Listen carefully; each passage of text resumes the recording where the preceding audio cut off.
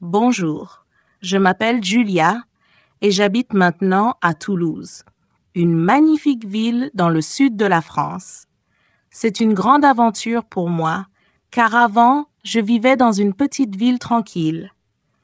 Toulouse est très différente de mon ancienne maison, mais j'aime cette nouvelle vie. Il y a tant de choses à découvrir, tant de gens à rencontrer et tellement de petits détails qui rendent chaque jour spécial. Aujourd'hui, il fait beau et je me promène dans un parc immense près de chez moi. Le parc s'appelle le Jardin des plantes et il est plein de couleurs. Les fleurs sont éclatantes avec des roses, des tulipes et même des tournesols. Il y a aussi des arbres très grands, anciens, dont les feuilles vertes bougent doucement avec le vent. Ce parc est l'endroit parfait pour réfléchir, se détendre et profiter de la nature au milieu de la ville. Alors que je marche, je pense à la vie que j'ai laissée derrière moi. Quitter ma ville natale n'a pas été facile. J'avais mes habitudes, mes amis et ma famille là-bas. Ici, tout est nouveau, chaque rue est inconnue, chaque visage est étranger. Mais en même temps, c'est une aventure excitante.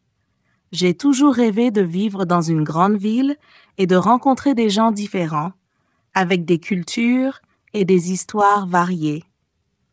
Pendant que je continue de marcher, je passe près d'un petit lac au centre du parc.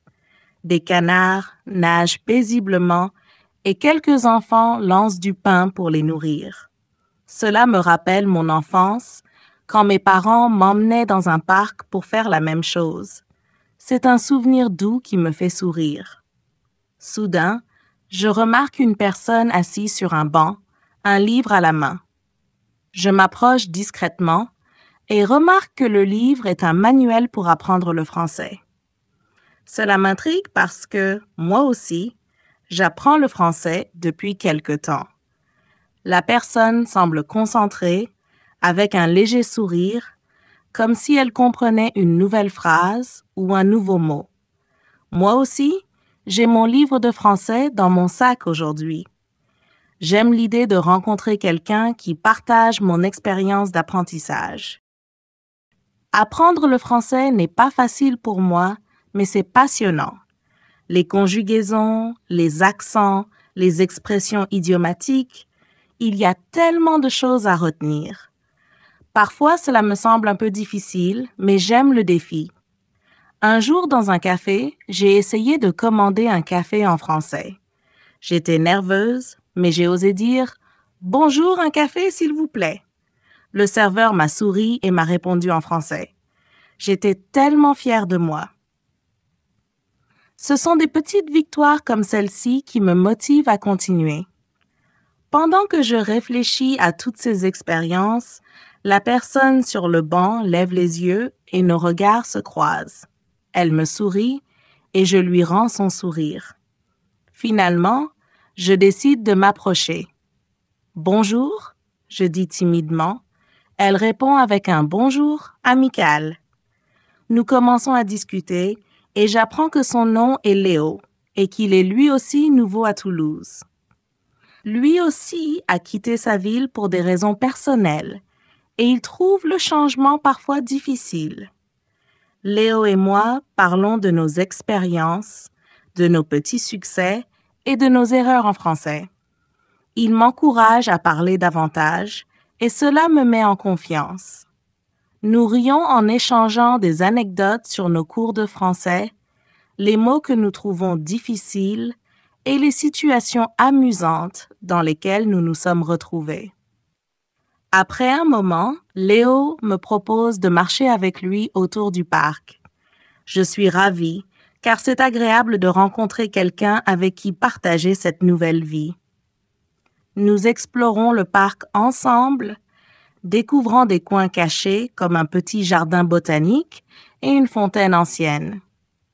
Léo connaît beaucoup de choses sur les plantes et me raconte leurs noms en français. Il m'explique aussi comment les gens utilisent certaines d'entre elles pour la cuisine ou pour les remèdes naturels. Plus tard, Nous décidons de nous asseoir près d'une petite rivière qui traverse le parc. Le soleil commence à se coucher et les rayons de lumière dorée se reflètent sur l'eau.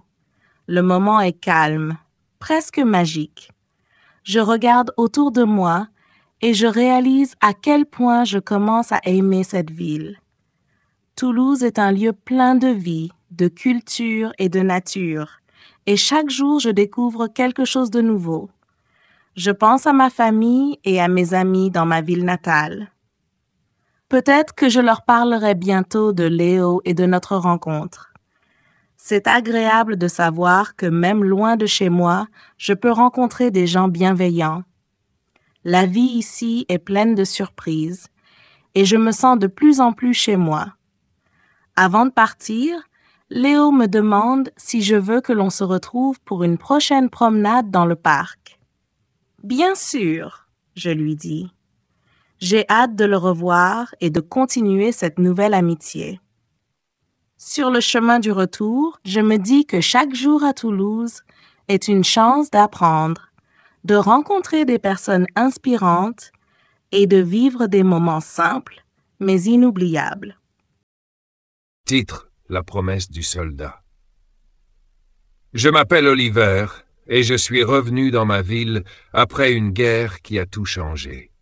Ma ville, autrefois pleine de vie, est maintenant marquée par des souvenirs douloureux et des bâtiments endommagés. Depuis mon retour, j'ai une mission différente: prendre soin de ma petite sœur Lily.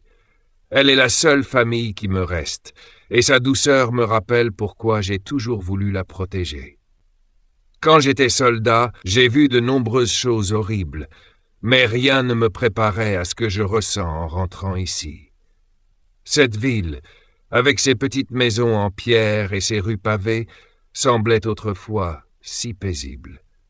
Maintenant, je sens une lourdeur dans l'air, comme si les habitants portaient un poids invisible sur leurs épaules. Et pourtant, malgré les blessures de la guerre, certains gardent l'espoir d'un avenir meilleur.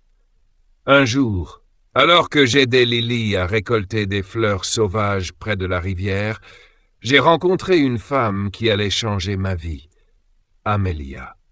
Elle était là, sous un grand chêne, observant la nature d'un regard doux et rempli de détermination. Elle portait une robe simple, mais ses gestes et ses mots étaient pleins de passion. Elle semblait à la fois forte et fragile, comme si elle portait un rêve que le monde avait tenté d'éteindre, mais qui brillait encore en elle.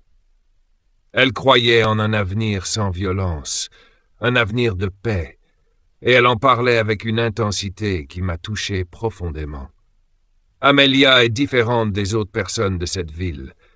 Elle ne voit pas seulement la souffrance, elle voit aussi les possibilités.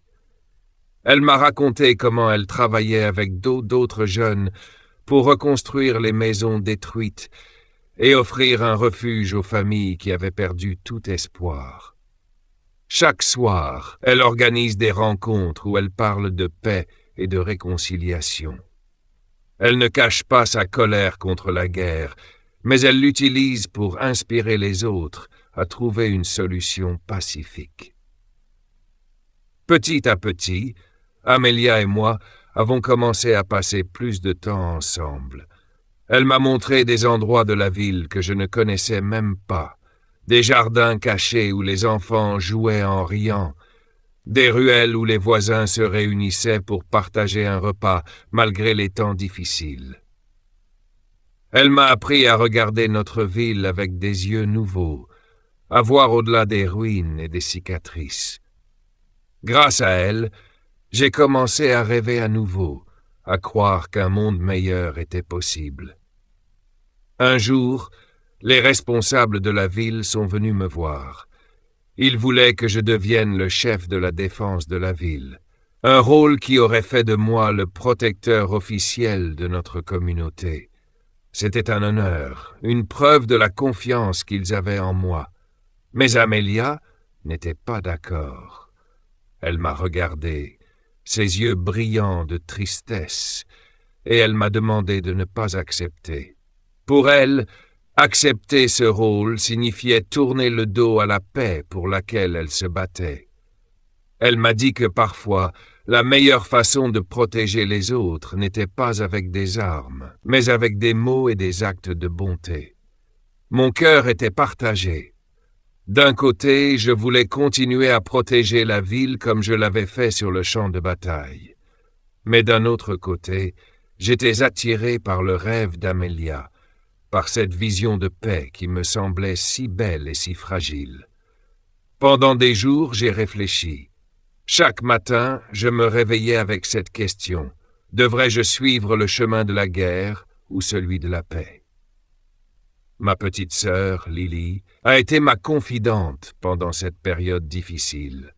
Un soir, alors que nous étions assis près de la cheminée, elle m'a pris la main et m'a dit « Oliver, tu as toujours été mon héros, mais je pense que tu pourrais être un héros d'une autre manière. Peut-être que protéger, c'est aussi montrer aux autres comment vivre sans peur. » Ces paroles ont résonné en moi comme une vérité que je n'osais pas accepter. Le lendemain, je suis allé voir Amelia. Je lui ai dit que je voulais essayer son chemin, que je voulais tenter de bâtir quelque chose de nouveau, de trouver une autre manière de défendre notre ville, sans violence. Elle m'a pris dans ses bras et m'a murmuré « Merci, Oliver. Ensemble, nous allons montrer que la paix est possible. » Depuis ce jour, nous avons travaillé côte à côte. Amelia m'a appris à parler aux habitants, à écouter leurs peurs et à répondre avec compassion.